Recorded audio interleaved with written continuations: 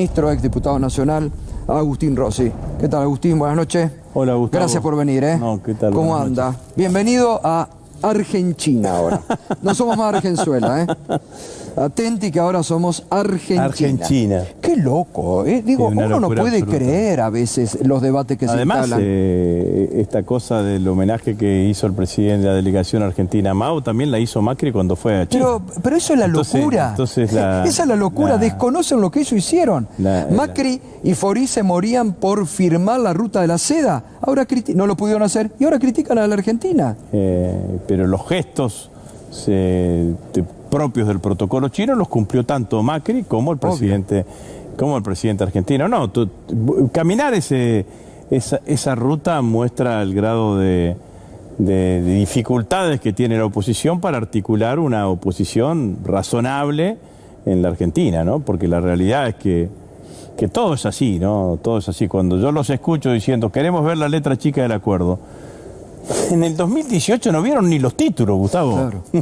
Ni los títulos vieron del acuerdo con él. No sabían, ningún diputado, ningún senador sabía qué era lo que había firmado Duhovne y Macri con el Fondo Monetario. Por eso yo decía, Negri, que ahora pide... Con el Fondo Monetario Internacional, Negri me respondía a mí, me decía, no es necesario que esto venga al Congreso.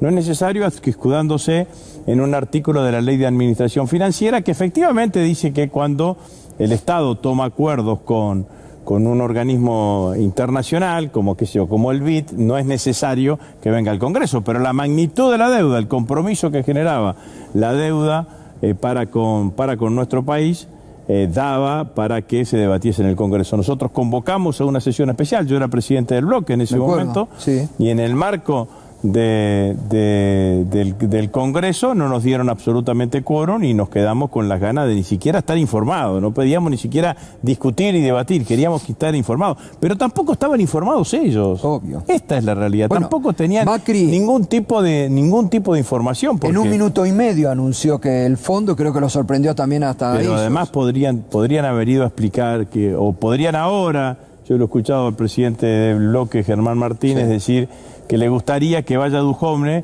y que explique las condiciones en que tomaron el crédito, porque no solamente tomaron un crédito con un monto absolutamente irresponsable, sino que además tomaron un compromiso de pago que es absolutamente incumplible.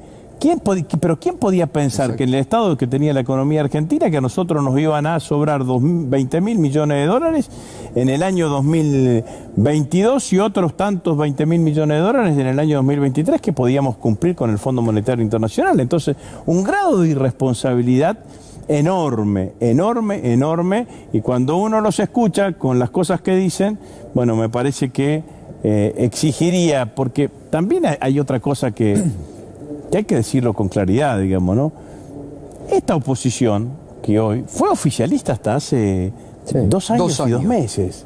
Y tienen responsabilidades del estado en que dejaron a Argentina en todos los temas. En todos los temas. En todos los temas. En el tema económico, en el tema endeudamiento, claramente que eso es así y merecería una respuesta más moderada, más aquilatada por parte de los dirigentes opositores, que yo espero que acompañen el acuerdo con el Fondo Monetario Internacional, porque bueno sería que se pongan a criticarnos. No, es tremendo, claro. Digamos, ellos incendiaron la Argentina, nosotros salimos con una manguera y con los bomberos para tratar de apagar el incendio, y ahora nos quieren decir, che, pongan la manguera de este lado, pongan la manguera de este lado, van más rápido, van más lerdo. La verdad es que lo que tienen que asumir la responsabilidad es que nos llevaron a este lugar de crisis, de un endeudamiento externo enorme, son ellos. Ahora, eso es verdad, es así, la descripción es así, lo que venimos marcando siempre, Agustín. Ahora, ahí, estas disidencias que se producen en el gobierno o en el frente de todo, ¿no le están dando pasto a las fieras? Justamente a estos sectores de oposición, y dice, bueno, si ustedes no se ponen de acuerdo, no nos vengan a pedir a nosotros que acompañemos el acuerdo. Bueno, ahí me parece que hay que tomar un poco más de perspectiva con todo lo que está pasando en la Argentina. Obviamente que lo deseable sería, y todavía tampoco está descartado, digamos, ¿no? Porque habrá que ver el momento de la votación, que el Frente de Todos vote en su conjunto. Pero yo me detengo en esto. Ha cambiado cómo está constituido el escenario, la institucionalidad política en la Argentina. Hemos pasado, Gustavo, desde el 83, desde los partidos que hegemonizaban las dos posiciones políticas tradicionales, oficialismo y oposición, allá no son más los partidos, son coaliciones. Sí. Digamos, ¿no? Y pareciese que eso va a quedar en el tiempo. En los países que tienen más tradición de funcionar con coaliciones, sobre todo los países europeos, con sistemas parlamentarios, las disidencias hacia el interior de la coalición se viven de manera mucho menos dramática de lo que lo vivimos los argentinos, simplemente, lo que pasa es que, Agustín, simplemente por el hecho de lo que significa el acostumbramiento claramente a la situación. Sí, pero ahí están institucionalizadas esas coaliciones. Bueno, tienen una mesa donde se reúnen. Yo me acuerdo muchas veces en España o en otros países de que cuando uno iba a cubrir y tenías mesas, incluso en un lugar físico, donde se reunían. Eso es lo que le está faltando al Frente de Todos. Bueno, esa es una deuda que nosotros tenemos, no solamente en España. Vos ves que el Frente Amplio... El Frente Amplio acá enfrente, claro. El Frente Amplio uruguayo hasta elige sus candidatos por sistema de primaria, por sistema de internas. Bueno, me parece que ese es un camino y un paso que nosotros claramente tenemos que dar. Entonces, me parece que esto es lo que hay que pensarlo. Y hay que pensarlo en el sentido de que yo creo que en el futuro el sistema político argentino va a estar hegemonizado por estas arquitecturas de coaliciones. También hay que decirlo, para nosotros los peronistas es lo que más nos cuesta, digamos, ¿no? Tener que gobernar en el marco de la arquitectura de una coalición, siempre acostumbrados a gobernar de manera con liderazgos mucho más deterministas, claro, que en un escenario de esta Pero característica. ahí lo que duele justamente es que uno ve enfrente, como dice el Pepe Mujica, los progresistas se dividen por las ideas y la derecha se une por los intereses. Y uno ve que ahí en la derecha, Conjunto por el Cambio, por más que tengan diferencia, son disciplinaditos, están todos juntos y están agazapados, desesperados por retomar el poder, mientras hay sectores o el Frente de Todos que cruje, producen debates públicos que ayudan poco, digo, a esta construcción de un poder político más fuerte. Al menos lo veo yo así, Sí, no quiero imponer. Yo no le tengo miedo al debate interno. Me parece que el debate interno siempre es bienvenido, siempre enriquece. Pero cuando se da en un marco interno. No, cuando se da en un marco interno y bueno, pero lo que pasa es que en las coaliciones, cuando no se sintetiza internamente, el debate siempre aparece hacia afuera, pero yo creo que también hay que contextualizar, porque en Máximo, cuando hace y presenta su renuncia, él mismo le pone límites a esa acción y la acota a un lugar y a un tema: la presidencia del bloque de diputados y el acuerdo con el fondo, porque él mismo dice: yo sigo siendo parte del Frente de Todos, soy diputado del bloque del Frente de Todos.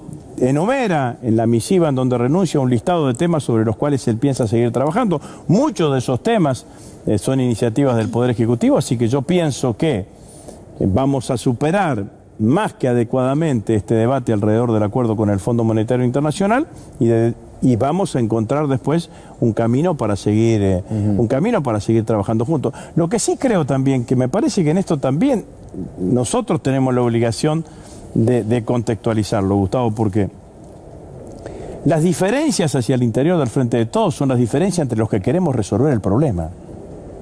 Y con la enorme responsabilidad de saber que la resolución de este problema va a, no condicionar, pero va a influir en la vida de los 44 millones de argentinos. Totalmente. Ahora, mis diferencias con alguien que piensa que el acuerdo con el fondo tendría que haberse escarado distinto dentro del Frente de Todos, siempre es mucho más corta que la diferencia que tengo con los que generaron el problema. Obvio. Porque los que generaron el problema están paraditos, nos están mirando, están indicando: no, tendrían que hacer esto, no tendrían que tener disidencia, tendría que ser de esta manera y demás, pero generaron el problema dentro. Exacto. Y nosotros nos tenemos que hacer cargo de un problema difícil, de difícil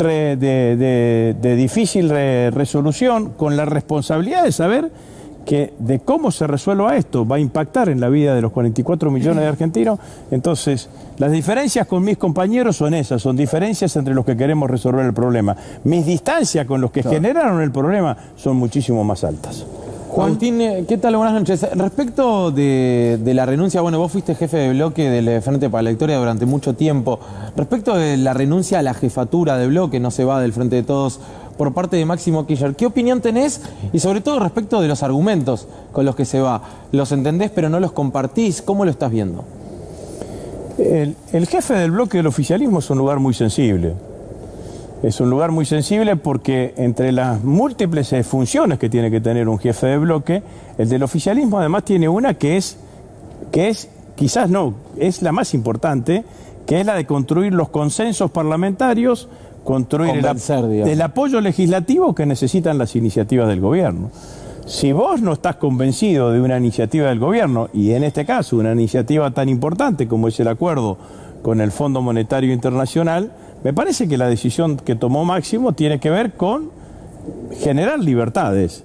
Libertades para él, que poder expresar su opinión libremente sin tener el condicionamiento de representar a los 115 diputados del Frente para la Victoria, y libertad para el presidente, para que el presidente pudiese elegir o pueda elegir, como eligió, un presidente del bloque que esté consustanciado con las políticas que lleva adelante el gobierno.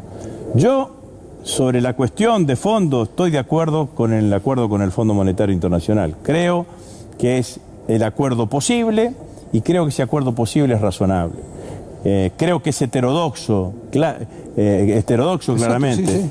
No hay pedido de reforma previsional, no hay pedido de reforma laboral, no hay pedido de privatizaciones, no hay pedido de achicamiento del Estado, no hay pedido de baja de salarios públicos ni de baja de jubilaciones. Y esto de la heterodoxia, digo, comparemos con acuerdos del fondo con otros países. ¿Querés irte cerca? Andate a Costa Rica. ¿Querés irte un poquito más lejos? Andate a Grecia, a la Grecia de Tsipras y con Varoufakis, que es economista que todos tanto respetamos, que genera el acuerdo, la renuncia de Varoufakis como ministro de Economía. Me parece que no hay planteado un ajuste, que la convergencia fiscal se puede llegar a partir. ¿Cómo será lo que usted dice? A partir del crecimiento económico. Y quiero decir otra cosa, porque esto también vale la pena. Yo creo, y esto es mi valoración, que los opositores esperaban dos cosas, Gustavo. Dos escenarios posibles. El default, claro, o un ajuste durísimo. Exacto. En cualquiera de los dos escenarios. El ajuste les hubiera encantado, capaz. No, pero en cualquiera de los dos escenarios nos condenaban a una derrota electoral en el 2023. Y hoy, con este acuerdo, la Argentina puede seguir creciendo económicamente, podemos empezar a cortar la brecha social que existe hoy en la Argentina, disminuir la pobreza, disminuir la indigencia y llegar, sin duda, yo creo, a ser una fuerza política claramente competitiva electoralmente en el 2023. Porque este escenario es el escenario menos cómodo para los opositores, porque si nosotros aceptábamos, esto también hay que decirlo, si tardamos 2 años en este acuerdo, digamos, entre otras cosas es porque, como decía Jauretche decía que no había que ir al almacén con el manual del almacenero, digamos, cuando hablaba con los acreedores externos, no fuimos con el manual del Fondo Monetario Internacional a acordarlo. Claro. Porque esto es lo que dice Macri, dice, yo lo hubiese resuelto en 5 minutos, era porque aceptaba todas las condiciones. La próxima vez que tenga 5 minutos que se tome un té, lo que vas a acordar con el Fondo Monetario. Le entregó la soberanía. Mire, ¿cómo será lo que usted dice y lo que se ha acordado, lo que hablamos la semana pasada acá con el presidente, que el Financial Times salió a retar al fondo por el acuerdo que porque no fue tan duro. Claro, por eso. Bueno, pero me parece que esto también se va a convertir de alguna manera en un antecedente para todos los futuros países que tengan que renegociar acuerdos con el Fondo Monetario Internacional, porque yo creo que es una apuesta más que importante la que está haciendo el gobierno argentino de que esto salga como todos pensamos que va a salir bien. Gracias, Agustín, un gustazo como siempre. Como casi un gustazo. Gustavo. ¿Vuelve al gobierno? Ahí se la dijo para... Me levanté y... No. Anda mucho por la capital últimamente. No, bueno, ahora no vengo más. Ah, bueno. No, tal vez tiene que venir más seguido. Tal vez tiene que venir más seguido. No tengo ningún ofrecimiento, hay versiones, pero yo no... Presidente con el cual dialogo bastante, nunca me ha hecho ninguna oferta concreta. Gracias, Agustín. No, gracias a vos.